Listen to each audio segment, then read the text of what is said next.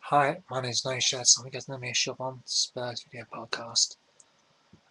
First of all, thoughts and prayers with Fabrice Mwamba and his family. I can't imagine how they're going through right now. And yeah, I was watching the game on ESPN, and you saw. I remember them saying they're trying to turn Fabrice Mwamba over. Physio, they're trying to get onto his side. You saw a player stricken, but you thought it was an injury or like a appendicitis or something. He looked like he clutched. And suddenly they stopped showing it, and then you could see like the reactions of the Bolton fans and everything. And to that troll in South Wales that's put some really vile things on Twitter, you're getting what you deserve. If you're gonna go out and get yourself pissed, do you know what? People who do get drunk, they can do silly things, but you should know that if you are gonna have a few pints. If you go on Twitter and you say such really vile things, do you know what? You're a twat for doing so, and I hope you get the book thrown at you. No, there's also some plank on YouTube as well saying some really hateful things about Fabrice Mwamba. I think he's a twat. Fortunately, freedom of speech and all that kind of crap. Um, I can't imagine what lineup we're going to play because a lot of players will be affected. I mean, you can see, Jermaine Defoe's in tears. I think he's played with Mwamba at some point probably at schoolboy level. He definitely knows him, and a lot of obviously because he's played for Arsenal. A lot of those footballers in and around London will know each other. And that's going to really affect them. How, we don't know. It'll either it'll be very effective on their mind, or they'll say, you know what, you know, Fabrice loves football. He apparently, from what I read about him, he absolutely loves football. Let's just do this for him. He's not our player, but he is our friend, or he's someone that we now have an incredible connection with. And John Barnes read it pointedly. He said that he spoke about it pointedly. He said, look, I was at Hillsborough. For those people who didn't watch it, who weren't there, it's a tragedy, yes, but when you're there and you actually are watching it, and it's as if you're part of it. I don't know how you move forward from there. So yeah, in terms of our lineup, I'm guessing it'll probably be Sahar and Van der Vaart playing up front. Again, Van der Vaart, obviously you can see him praying for Mwamba, and he's obviously been through a terrible time with his wife having breast cancer. That's a story I can relate to. Um, so he's obviously, you could tell a lot of the players were absolutely disconsolate. Although Harry said that we have tried to give him support, and we've given cardiologists and everything. Mentally, a lot of guys saying would we just get over it? I mean, I know some of my friends are still, the ones that are there, they were like, they still can't get over it. The shock is still with them. So for the players, they say you got to man up. You know what? I've never seen anyone die or be dying in front of me. Be so close to death, and that's going to affect you. It really does. So I don't know. Until you're in those shoes, I think with the say from the players, if the players can say that we can play, then yes, they'll play. If the players say, you know what, mentally we don't feel quite right, then mentally they don't feel quite right and they don't play. It's just I think I think if Stoke are willing to postpone it, then great. If they're not, and if we decide, you know what, I think we should postpone it, the players are still going to be mentally affected because, like I say, how do I, it's all about decision making, and if something's playing on your mind, something that traumatic, you just can't, you can't just get it out of your system. It's one of those things, really. It's football is, football becomes irrelevant. Football is irrelevant. It really is. It's I love it. It's my passion. Millions, billions of us love it.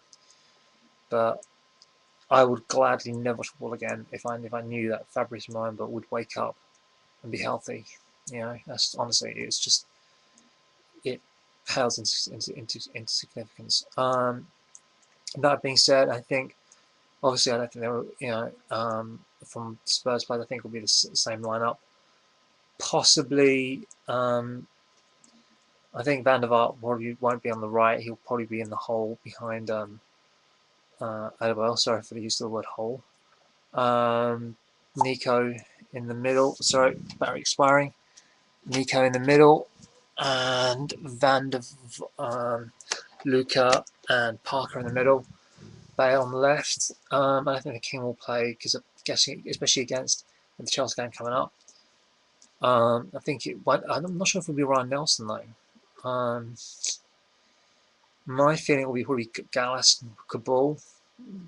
They're big guys, but obviously they won't have the advantage of having Stoke have a smaller pitch, designed such a way so they are stronger in the air. So I think Kabul's 6'3", Gallas about 6'2", six. So I need those guys to be in there. I think it'll be Carl Walker, Benny, Carlo in goal, and yeah, hopefully I think he'll probably go for his most experienced side. Really, I mean Kabul wasn't playing. Carl Walker and Benny were obviously affected by it, and I think you can see, like, I mean, Gallas was consoling, and people have a go at William Gallas, the tantrum and everything, but he's, I mean, he wasn't captain of that night, but he really stepped up and really, protected his players and stepped up, and that's something you have to give him credit for. In terms of what we are going to do going forward, Stephen Corker was part of Gareth Crook's team of the week. A lot of people saying, "Oh, he's a new Ledley." I think it was just not under pressure on the lad. I think Ledley King had a lot of pressure to be the new Sol Campbell. And they're different kind of players. They're both athletic, both quick, but Ledley, more than anyone I've seen, actually understands the lines of defence, where to play, when not to play, and when to commit, when not to commit. The decision making he makes is unparalleled, I think. I think what I think Stephen Corker has shown is that the way that Swansea play, a great ball playing style. I mean, honestly, Swansea are an amazing to watch, and I'll happily watch their football because they just play beautiful football. At the beginning of the season, I wasn't too enthused, but now I think they've got used to the Premiership, and they've said, we're not playing on your side, we're playing it on our side, and they've kept their philosophy: keep that ball moving, perpetual motion. If the team can't hurt you if they don't have the ball, possession's key. It's like cash is king in business, possession's key in business, and possession's key in football. And I think there will be a lot of clubs looking at Brendan Rodgers thinking, do you know what, I'm on loan, I've got a few rough diamonds. I mean, I bet you Man United thinking, do you know what, if they could have kept on to Ravel Morrison, and for them hopefully, as in like they're hoping to keep hold of Paul Pogba, maybe we can get them to Swansea, because I think a lot of teams will be looking at that. You know what, we'll come back. Well, yeah, there's some rough diamonds. They'll come back much more polished as a result. I'd like to see Livermore go there, not because I don't think, because I just think out of the four players in terms of the slot to be Lucas Partner, he's number 4. If Hudson comes back fully fit, him and his throw, it's going to be tough really. He's got 3 people. You've got Parker, Sandro, and Hudson. Livermore, I think he won that cup. It was bloody hard. I think he'll go out for a season online in the Premiership, and I think in both of them, second season syndrome, see how they react. We'll see a lot of Brendan Rodgers, see how he reacts. So yeah, I mean, Swansea have really impressed me. Their triangles and the way they played over and over. And a lot has been made about, he did very well as Probopiak, I can't remember his name.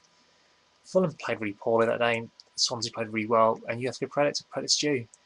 But yeah, and people say, "I mentioned he got his tactics wrong." Yeah, he did.